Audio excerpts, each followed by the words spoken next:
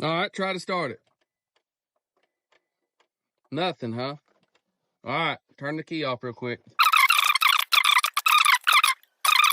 And they literally will jump start your car, completely dead battery, multiple times on a single charge. All right, so you just hook up the red one right there to the red post. Make sure you get a good connection. Hook the black one up to the black post. And it is ready to go. You see it says it's correct right there. You just hit the boost button. Now go start it. Huh?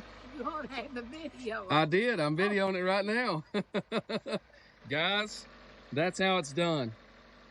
Check out the Asperex 3000 amp jump starter with the built-in air compressor. I got it linked below.